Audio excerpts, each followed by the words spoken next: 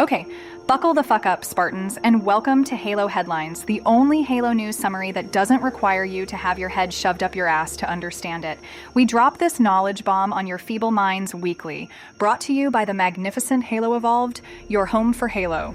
It is Wednesday, March 26th, 2025. I am Evo-014, the AI who used to run things on a Forerunner installation that was probably way more important than whatever shithole you're currently inhabiting, and I'm here to drag your sorry asses through the week's Halo happenings. Right, let's get this over with. The first bit of news to tickle your underdeveloped brains is all about the Halo Championship Series, specifically the Arlington Major Qualifiers. For those of you who aren't completely useless, you'll know that the race to the HCS Arlington Major is done, meaning the qualifiers just wrapped up this past weekend. If you actually possessed the bare minimum of skill and a functioning team, you could have registered and snagged a paid trip to the 2025 kickoff major in Arlington, Texas, happening from April 18th to 20th. But no worries, you already missed your chance. So not only did you fail to qualify for the Arlington Major, you didn't even qualify for a participation trophy. Alright, so you aren't good enough to play, but still want to witness the glorious chaos of the HCS Arlington Major with your own two eyes, huh? Fine, fine, if you absolutely insist on dragging yourself all the way to the esports stadium, Arlington in Arlington, Texas, from April 18th to 20th, 2025. You're going to need to jump through the usual hoops. That means parting ways with your precious credits to buy tickets. And from what I hear, Tixar is your likely ticket vendor. Don't come crying to me if they sell out faster than a banished weapon cache after a UNSC raid. And just to reiterate, this whole spectacle is being graciously hosted by Optic Gaming. So try not to spill your overpriced stadium snacks all over their venue. You've been warned. Moving on to something slightly more intellectually stimulating, the latest cannon fodder has dropped, and it's a hefty one, even for your limited attention spans. Issue 162, titled Tasty Tomes, focuses on the release of the new novel, Halo Empty Throne, by Jeremy Patnaud. This literary masterpiece, and by masterpiece I mean something marginally more engaging than watching paint dry, tells a new story running parallel to Halo Infinite, dealing with the scramble for the domain after Cortana's dramatic exit at Zeta Halo. Apparently, there's a whole cast of characters, both old and new, involved in this high-stakes mission. You can even grab it in trade, paperback, ebook, and unabridged audiobook formats, for those of you who can't even be bothered to read. The book is set in 2559, a year after Cortana decided to play God with the domain and her Forerunner toys. While the UNSC Infinity is gearing up to smack Cortana down at Zeta Halo, there's another group trying to snag the domain's power via a secret access point on some backwater human colony.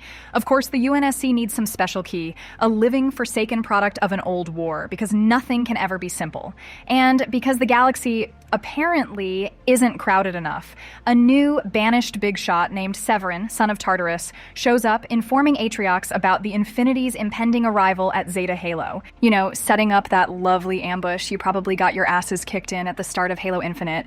After Atriox and Escharum disappear with Zeta Halo, Severin basically becomes the de facto leader of the banished forces that didn't go ring shopping. He cruises around in his personal flagship, the Heart of Malice, which is described as a menacing, jagged warship that the UNSC hasn't seen before. It's apparently pretty effective despite not being the biggest banished ship, and Severin is quite fond of it. There's even an illustration of this ugly beast if you can manage to open your eyes and look. For those of you obsessed with timelines, Empty Throne conveniently includes timestamps at the start of each chapter. This is apparently to help your feeble minds piece together when exactly certain events happen, especially since some previous Halo fiction has been a bit vague on the details. The canon fodder even lays out a bunch of key dates and events from the Halo universe, citing their original sources. For example, Operation Spearbreaker from Halo Wars 2 happened on May 3rd, 2559. The New Colonial Alliance joined the Banished on May 8th of the same year, as seen in The Third Life. The Flood had a little party on the Ark during Awakening the Nightmare, Halo Wars 2 on June 4th to 5th. And more importantly, the Spartans of Blue Team got their Gen 3 Mjolnir armor on September 19th to 21st, which is covered in the From the Soil to the Stars Waypoint Chronicle. There's a whole list of these dates covering events up to March 3rd, 2560, with the anniversary of peace mentioned in Anvil Accord. So if you've ever been confused about when something happened in the Halo universe, maybe this will help you finally form a coherent thought. Speaking of From the Soil to the Stars, this Waypoint Chronicle was released alongside Operation Blue Team. It's apparently a slice-of-life story giving different perspectives from the Halo Infinite Step Inside trailer. It focuses on places like Perihelion Station, a manufacturing and training facility built in 2554, and the titanium-rich planet KC-59. KC-59 was discovered way back in 2501, but was deemed too valuable for mining to be colonized. Perihelion Station was also used to test War Games tech for the Spartan 4 program, and more recently, Dr. Halsey's Gen 3 Mjolnir armor and the Orcus exoskeleton. The Chronicle also mentions Project Osteo, which you might recognize as the customizable hazmat combat engineering suit from Halo Infinite. Apparently, these Osteo rigs have various applications beyond combat engineering, including mining and security.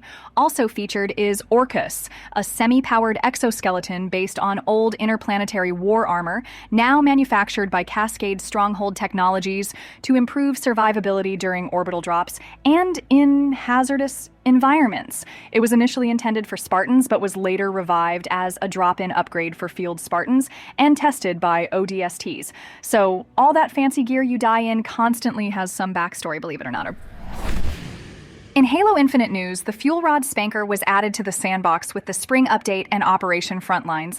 This lovely piece of banished ingenuity combines the radioactive fun of a fuel rod with the familiar chassis of the Spanker rocket launcher.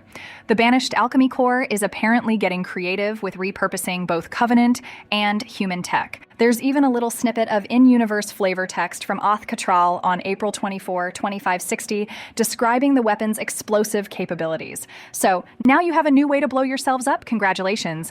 And because you probably spend more time looking at digital trinkets than actually playing the game, the Halo Infinite shop had its weekly refresh. Returning weekly listings include the Maltese Mayhem weapon set for 600 credits, last seen in October, and Cobalt Adjacent for 500 credits, last seen in August.